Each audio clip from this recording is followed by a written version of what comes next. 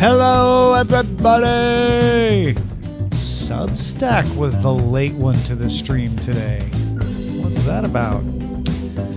Well, it's good to see everybody.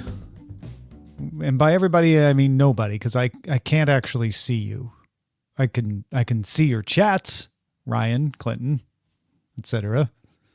But I actually can't see you yet. Someday technology will allow us to just look through the camera. That actually, you know what? That's an interesting thought.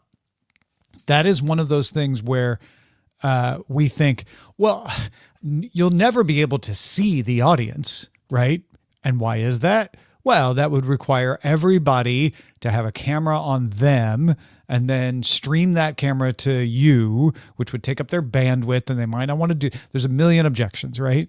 However, imagine 1965, me saying, I'll be able to broadcast live television across the globe from my house. Well, Tom, that would require you to have a really expensive camera and have a dedicated line to a broadcast tower that could beam it to a satellite that would then have to be received by stations around the world that would agree. Like, you'll never be able to do that. Internet came around, changed all that. What could come around to make it so that you could easily say, oh, yes, you can see me? I mean, I can imagine something. My guess is whatever I imagine will sound ridiculous and silly once the actual thing comes along. But, you know, it's fun to imagine that stuff, right? Like maybe we'll have ambient image sensing that is secure. Yeah, because I can already hear like, oh, that's great. Then everybody can spy on me all the time. Ambient image sensing that's secure, that you have control over, that allows you to share what you look like in 3D at any time. And then on my end, I can say, yes, show me the audience, and it composites everybody together in a way that makes sense to me. So that I can see the audience. I could maybe, zero in on particular individuals if I want. Yeah. Just throw out what you know, and then you will lose a lot of the objections to what is possible. This is probably written on a fortune cookie somewhere, right? But yeah, I mean, whenever you start well, there's no way you could do that because you'd have to, it's like you're about to tell me what the current limitations are. And what technology does eventually is come up with new ways of doing things that aren't limited by the current limitations, right? It's an entirely different way to do it. The internet was an entirely different way of spreading communication so that you didn't need the satellites to do it. I mean, it's helpful to have satellites broadcasting internet. Don't get me wrong. That's going to be a big part of this, but you didn't need to do it the old way. Yeah, and I didn't know that I would start off with a techno-optimist speech today, but there you go. Hey, Crude Sally, welcome. Good to have you along. All right, it's a Mailbag Tuesday here at the Old Daily Tech News Show, and so I will reach into the mailbag and read your mails. If you would like your mails to be read, MAIL, if you'd like your mail to be read, by all means, send it along, feedback at dailytechnewsshow.com. I forgot to turn on chat. There we go. Can't see all of Clinton's wisdom. All right. Michael wrote in response to Roger's column. Roger writes a column on the Patreon. So if you're a patron, you get that. He was talking about some of the ways he deals with stress and all of the financial concerns that he's dealing with. He can go in detail about his financial concerns, but it did prompt Michael to bring up this. Since my wife started using YNAB, is it YNAB or YNAB? Anyway, it stands for You Need a Budget at youneedabudget.com. We've paid off all of our credit cards and had enough savings when the pandemic hit to make it through on half my previous salary, as half my income relied on tourism to Japan.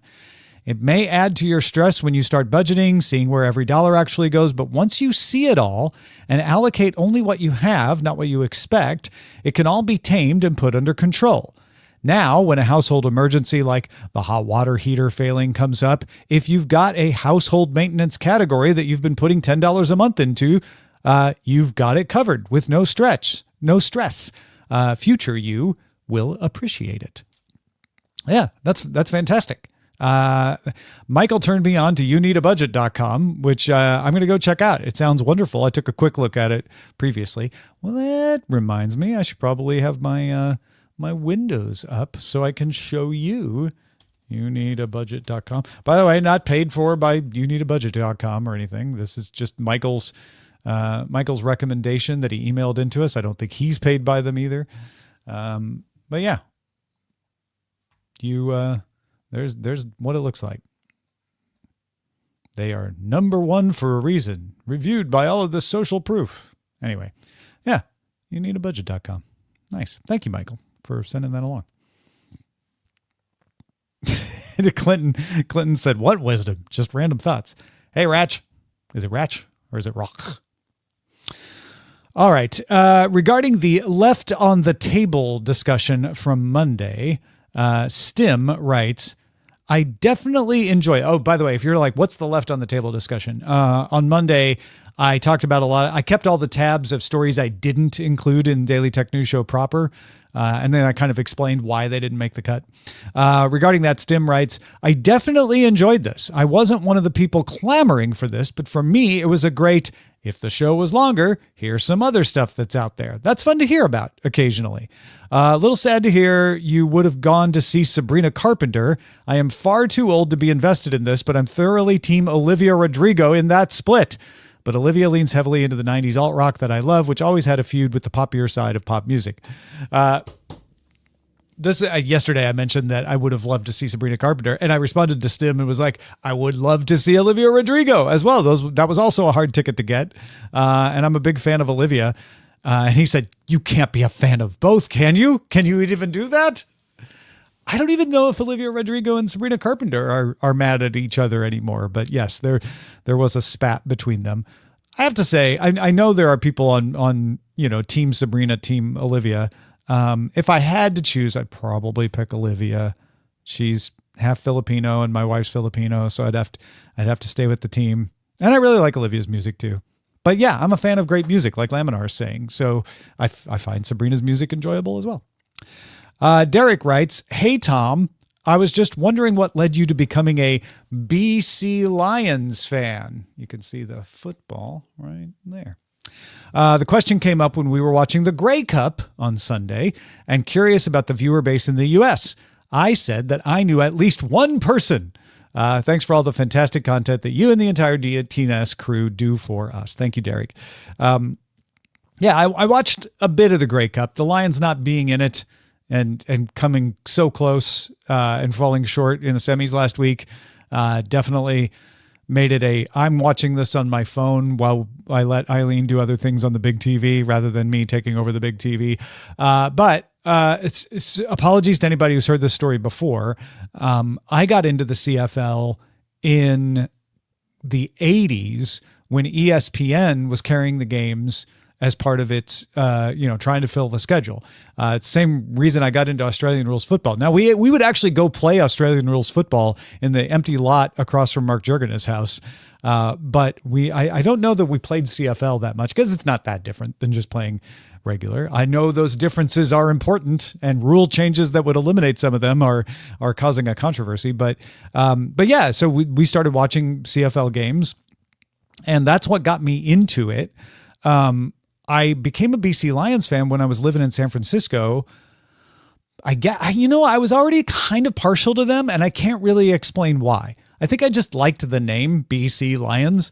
And then when I was living in San Francisco, I was like, oh, well, I'm close. And we were getting up to Vancouver every once in a while. I'm like, you know what? I'll officially make the Lions my team. So I was partial to them before, but it was living in California and going to Vancouver more often that really solidified it. And so I started following them. And then, of course, Rourke, the QB, and Lucky Whitehead, and that team became really fun to watch at about the same time that Apple TV started to respect my choice of liking the Lions and telling me like, hey, you can watch their game. And I was like, oh, wait, I can watch their game. That was dampened a little bit when they switched to CBS Sports in the US because CBS Sports doesn't show all the games. ESPN was showing all the games on ESPN Plus. Then they switched to CBS Sports, and CBS Sports only shows some of them. And then I have to go to CFL Plus on my phone to watch the others and AirPlay it. So it wasn't as fun these past couple of years since CBS got them, but still pretty fun. RW writes, mailbag question: any new tech that you will be using at CES? I'm very excited about the tech that I'll be taking to CES. Now, I will be taking. All right, you know what? I'm gonna add the extra camera so that I can point it at stuff. This is, yeah, add that camera. All right, so this is my setup, and most of the tech I'm going to be taking will be from this setup. So there is the Rodecaster. I usually take that. That's not new. I took it last year as well. But it's an original Rode, not a Rodecaster 2. It's Rodecaster Pro 1. It's really easy to take. It fits in a backpack because it's kind of, empty. It's just it's propped up, and the cables aren't huge. I don't know if I'll take the iPad. That iPad's getting so old. But I have the iPad. I will obviously take the MacBook Pro. This is an M1. It's starting to feel a little slow. So honestly, if Apple comes up with a new MacBook Pro 16-inch in the first of the year, I will seriously consider taking that. Let's see. I will probably take this Logitech keyboard. This is a wireless Bluetooth keyboard, and it is attached to both my phone and my laptop. I don't always travel with it, but it is meant for travel. And I took it last year, and it was very useful.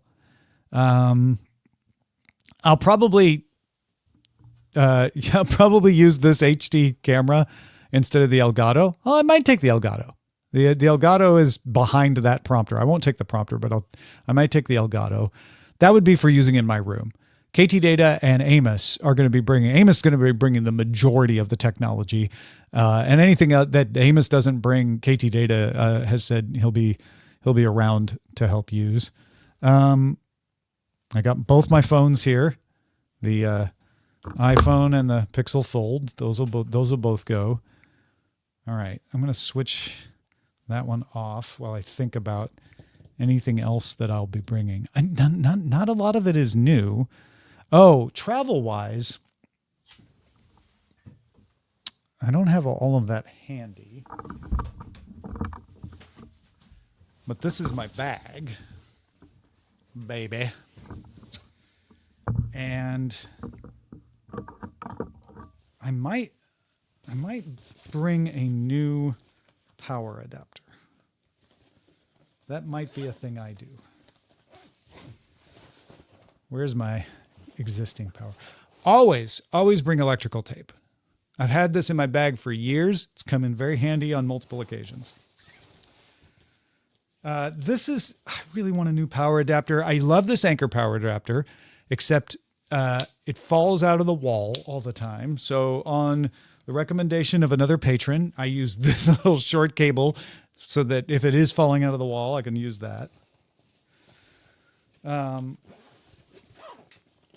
I don't think any of this is new. I don't know if I have anything new that I'm going to take.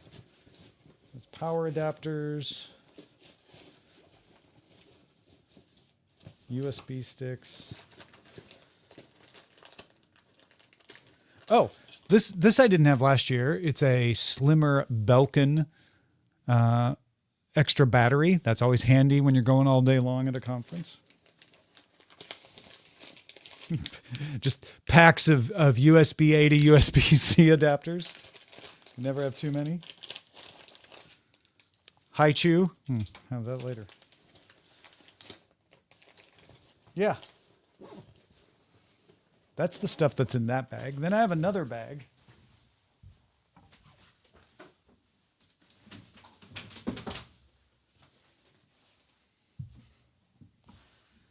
This bag has a few things that okay, yeah. This is, again, not new, but it's a Basis dongle. I was using it in my regular setup, and I found it to lose connection every once in a while. But I probably will take it on the road because It works most of the time. It's got an SD card slot, USB-A, USB-C, HDMI, 2 HDMI slots. That'll be useful to have. Love this. I don't take it. I should take it more often. It's just a power strip, mini power strip, but it's so compact. You just plug it in and you're on your way. This is an older Anchor dongle. It's 3 USB-A and an SD card slot. I probably will pack that. I probably won't take these. These are international adapters, which I won't need. So I'll probably leave those at home. And yeah, I think that does it. Copy of the Declaration of Independence and the Constitution. You know, just for light reading when you want to have it. Is there anything else? That's the thing, is because when you have an Amos, he brings all the really cool stuff. So I should probably have Amos on and talk about all the stuff he's going to bring. But yeah, I think that covers it. What are the other things? Well, I've got my Pebble watch. You can maybe see that Allison Sheridan has texted me and there's an alert on there. No, I don't really use a little travel monitor, Razin. I just use the monitor that's on my MacBook Pro. That usually is plenty. Hey, Steve. Hey, Nick. Welcome. I'm testing the Pebble, testing the Elgato, although I'm going to be doing the Elgato Live With It next week. I have the Samsung Galaxy XR. I don't know if I'll take that or not. I haven't decided yet. I will definitely take the AirPods Pro 3, but you know, that's not that interesting. They're just new AirPods. Yeah. Oh, the Wave XLR adapter. I usually take that. I'm going to show you that. And the solar adapter I might take. This isn't as useful at a conference. I took this to Brian Brushwood's though. It is a power bank, very big power bank here, from a company called High Lucky. It has solar panels built in. Now they do work inside. They don't have to have sun, but we're plugged in enough. And that other power adapter from Belkin, that other extra battery from Belkin, usually is enough to get me through the day. So I don't really need one that has solar built in, because it's not like I'm sitting outside or sitting in the light. But yeah, I might try, see what it is good for. But yeah, this is usually what I use for my mic. So I usually bring a Shure mic and an XLR cable, and then I plug the XLR cable into that. It's the Elgato Wave XLR. It is a little bulkier than my Blue Icicle. Eileen has my Blue Icicle. The Blue Icicle is better for travel usually, but this gives me volume control. The Blue Icicle has a little volume control, but I find it mostly useless. This is fine-tuned volume control, headphone and everything. I find that it's a little higher quality in the sound than the Blue Icicle. Blue Icicle's great if you're like, I really don't have room even for that Wave XLR. Blue Icicle's great. There's a Shure adapter that's similar to that. That's really good as well. All right. Which hat will I be wearing? Well, I don't know. I should probably wear a DTNS hat, don't you think? Maybe I should get a new DTNS hat. Maybe I should make a DTNS hat in the Fourth Wall Store, buy it, and then wear it. All right. There you go, RW. That's some of the stuff that I will be taking with me to CES. I'll keep you up to date. I'll keep thinking about that. We've got more mailbag. Derek writes, hey, everyone, just had a thought while listening to this week's mailbag. Garrett Weinzierl from Grinding Gear just got back from Japan, and he was mentioning on the most recent GG podcast that he was using a bunch of different tech stuff for his trip before and during, and I thought it could be a good extra segment for a weekend edition or something. Just wanted to pass it along. Thanks for the great shows as always. As soon as I got that email from Derek, I texted Garrett and was like, hey, I'm doing this hangout thing on Fridays. You want to come on and talk about your Japanese gear? And he's like, yeah, sure. Sounds great. So this Friday, Garrett will join me, as will Dave the psychologist, Dave Broadbeck. And we're just going to be hanging out talking about tech. And Garrett will be talking about some of the stuff that he used for Japan. So check out the live stream this Friday, which is also available as a DTNS live episode for patrons and Substack subscribers. All right. And then I saved this one for the end. This is from Bill. Bill said, Tom, I listened to the mailbag today. You said you wanted the Paul Harvey version, so here you go. Previously on Mailbag, I read Bill's email about how he was involved in a computer training. He became a computer instruction person when he was a kid. And I was like, yeah, I want to know more. I want to know the rest of the story. So he sent me the Paul Harvey version. Good day. At 15, for some reason, I got interested in computers. I read a book called Programming for Poets, A Gentle Introduction Using BASIC. After 34 pages, I was completely lost. Soon thereafter, my mom asked me if I was still interested in computers, as TI was having these computer camps. Did I want to go? Yes. Little background on these camps. They were held at YMCAs or churches, and they hired teachers to lead them. The first day, I walked to the back of the room and sat down. I immediately typed in something I remembered from the book, and it all just clicked. That evening, the instructor called and wanted to know if I had any interest in being her assistant, as I seemed to know a bit more than the others in the class. Come to the morning session and then be the assistant in the afternoon. If it worked out, she'd see about getting me paid. I would have done it for free for more hands-on time, as we didn't have a computer at the time.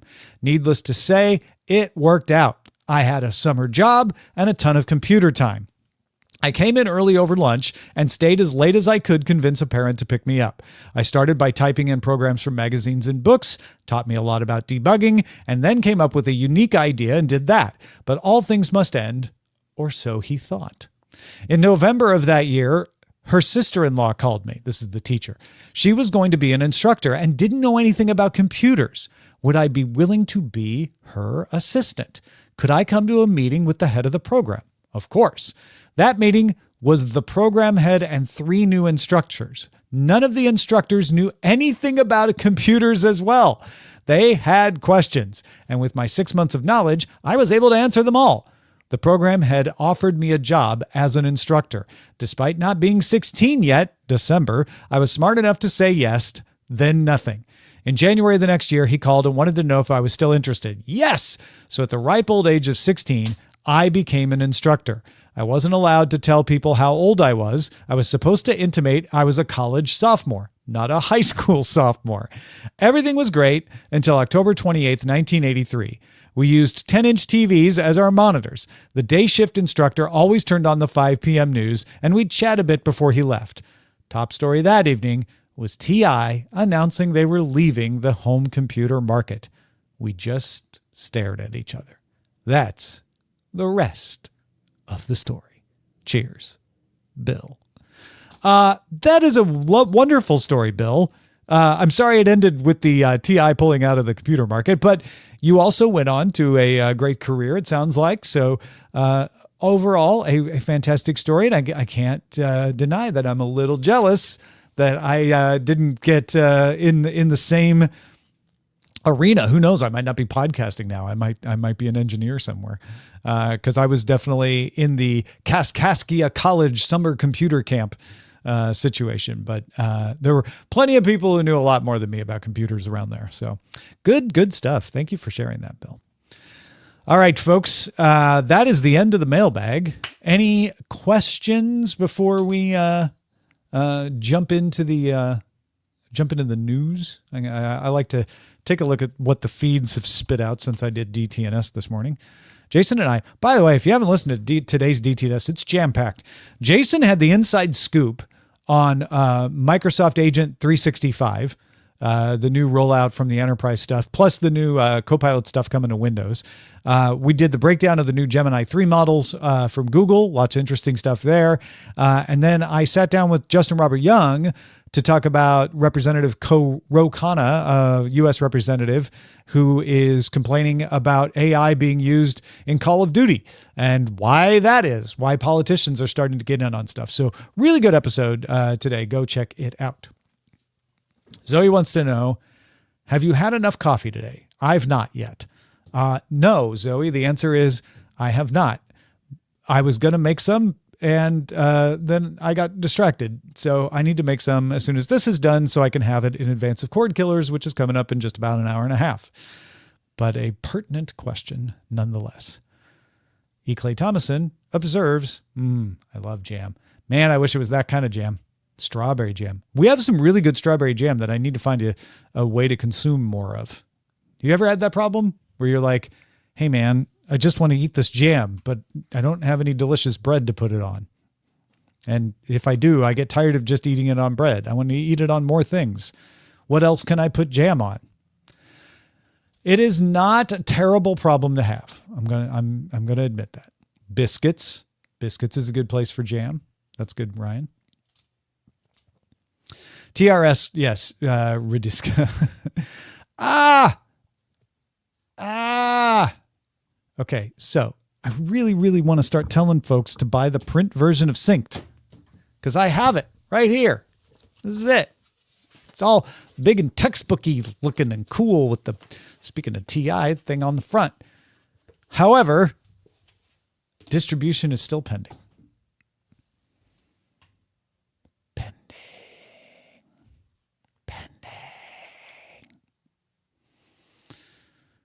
Ryan's favorite bakery has their recipe online. Ooh, very nice. Eating 2 double deluxe butter burgers. Now that's living, G. James B. Let me tell you. Ooh, English muffins, another good jam delivery advice. That's my advice. All right, let's see what's in the news today. Oracle is underwater. Is it? Where is this from? Financial Times. All right. Oracle is already underwater on its $300 billion deal. The stock has shed value. Oh, okay. I see. So it announced the deal. That's even Financial Times. Come on. That's a little bit like, and it's not underwater because of the deal. Exactly. All right. I mean, what I'm trying to say there is there are all kinds of reasons Oracle's stock has gone down. That is one of them because people are worried about a bubble, but it's not the only one. And it's not like there's no way it could ever go back up. I'm sure if I read the Financial Times story, it would say all that. They're very good about that, but the headline is a little, got me to click, tell you that. Let's see. Amazon and Google named by EU among critical tech providers for the finance industry. Oh, it's not going to let me subscribe to keep reading. Okay. Or I could just find it here. European Union regulators on Tuesday designated 19 technologies as critical third-party computer providers, okay, under the Digital Operational Resilience Act, or DORA, can together name certain technology providers as critical and supervise them directly. The new rules are part of an attempt to protect the EU's financial sector from risks.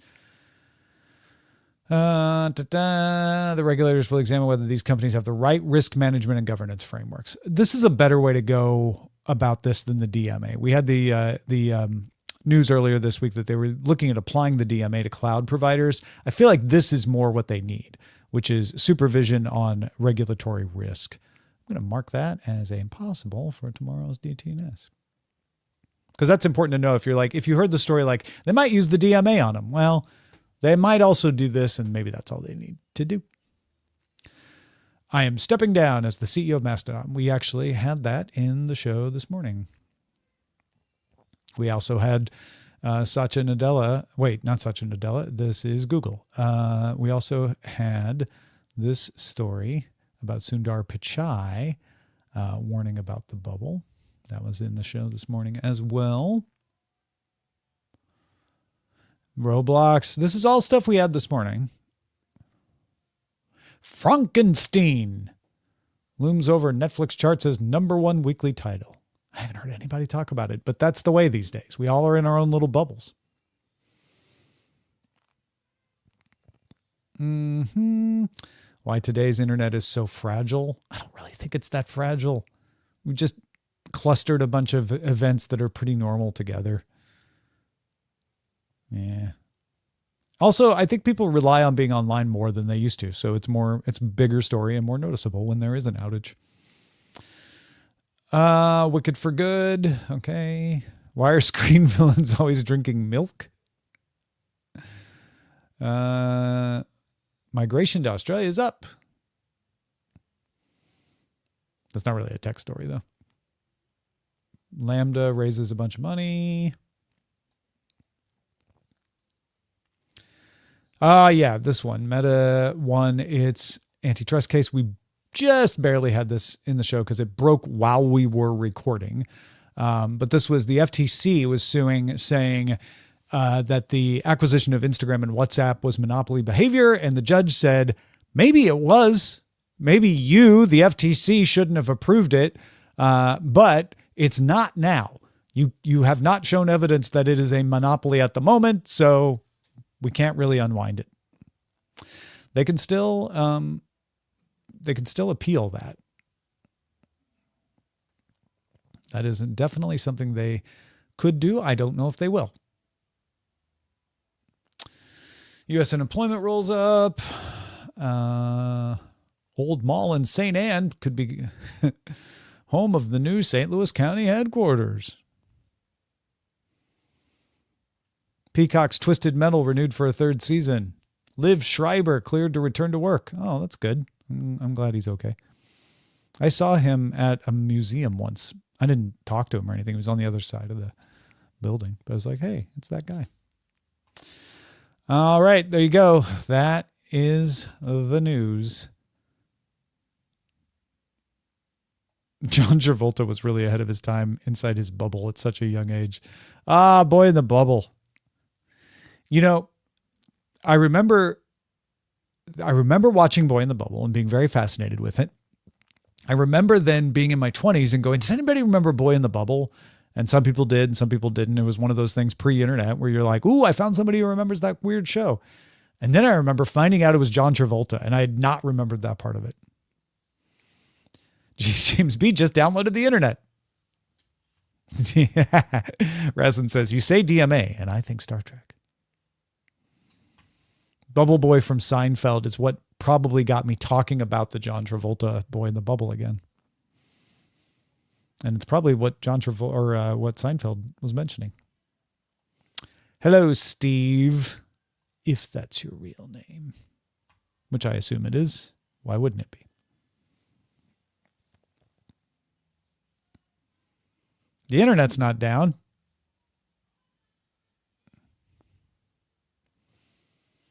All right. Any other thoughts, questions, appeals, concerns, things you want? Oh, you know what? That's what I was going to do. I was going to look up on the Fourth Wall story. This is office hours. I am allowed to do work when I am streaming office hours. That's kind of the whole point. All right, let's see.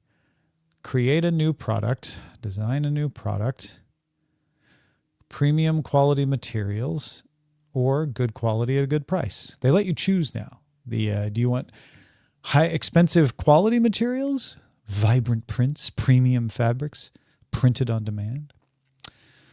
That's clothing. Let me search hat. Ooh, vintage wash dad hat. Why do they call them dad hats? I mean, I know why. It just seems kind of weird. Foam trucker hat, flex fit mesh back trucker hat, distressed dad hat, denim bucket hat. Wow, Under Armour dad hat, Beachfield corduroy dad hat. Look at all these hats. I'm going to share this. Oh.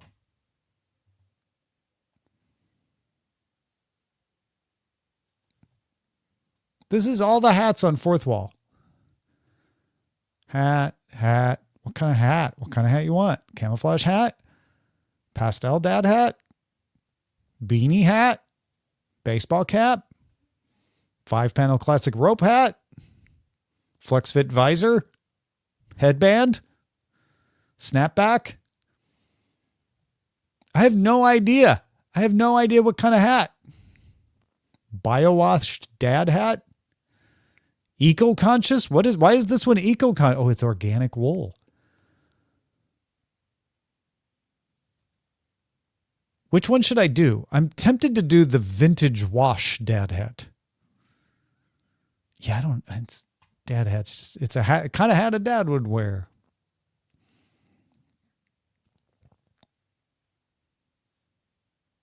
Yeah, some of them are fitted and most of them are snapback. Let's see. Well, this one has got this kind of claspy thing. Those can be unwieldy sometimes. I'm not going to lie.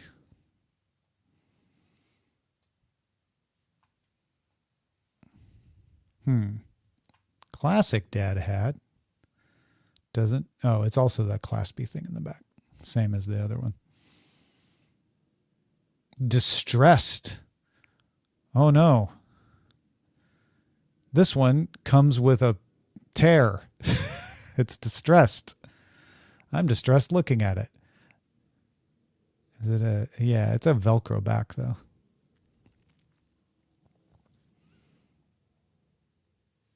They're both adjustable.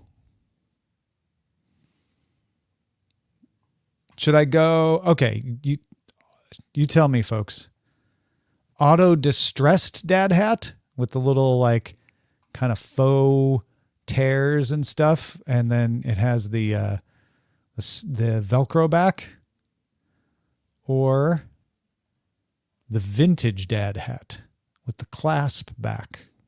They're both adjustable. Does your hat need therapy? It may be distressed.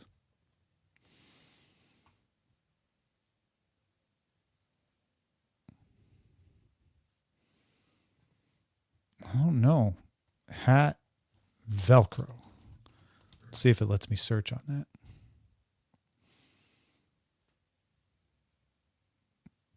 It gave me a result that doesn't have Velcro, so I don't know if that really worked.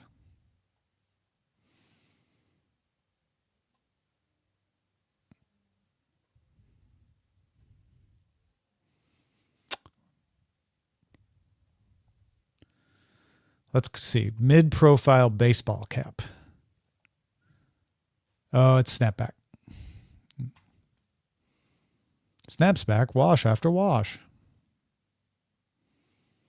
All right, we're going with vintage. Vintage wash dad hat. All right. Design now. Embroidery front.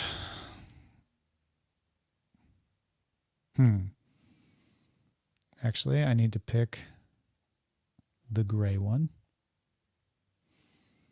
Let's see. Let's see if this works.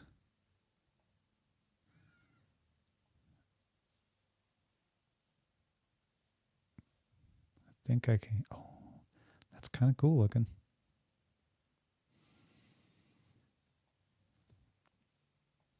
What do you think?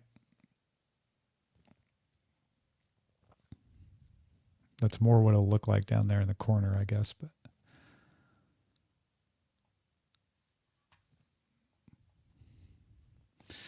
it's doing a high level rendering. All right. Ooh, that's kind of nice. It's kind of nice. If I do it in black, then the DTNS doesn't show up.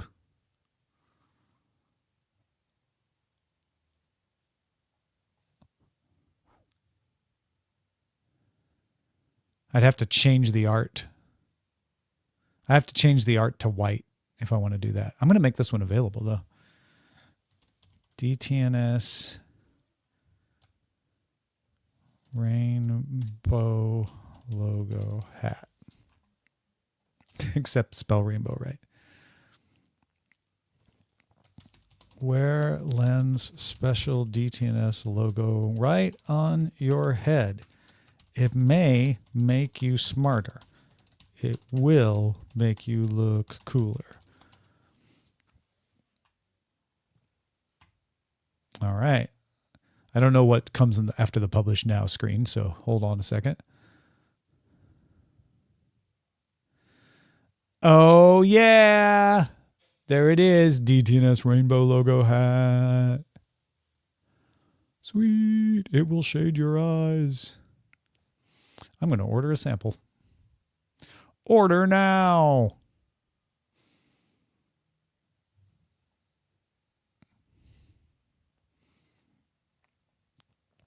I'm definitely not showing this screen because it reveals that I'm in California. Pay with PayPal. Oh, delivery options, not. Yeah, use that address. Okay. I'm going to order a sample. You can't stop me. I'm going to order a sample. It's going to ask for my password. I'm not going to give it my password. I'm going to try to use passkey. And it's going to fail now. It still wants my Authy code. That's an annoying thing about passkey is the systems that haven't upgraded to be like, yes, we got your passkey. Now put in your second factor code. I'm like, you shouldn't need that with the, okay, fine. Supplies are in low order. Only 2 left in stock. Call the next 30 minutes to get a special discount. Your sample order is confirmed. I will wear it as soon as I get it. That was the You Don't Win Friends with Salad tune. Thank you very much, G. James B.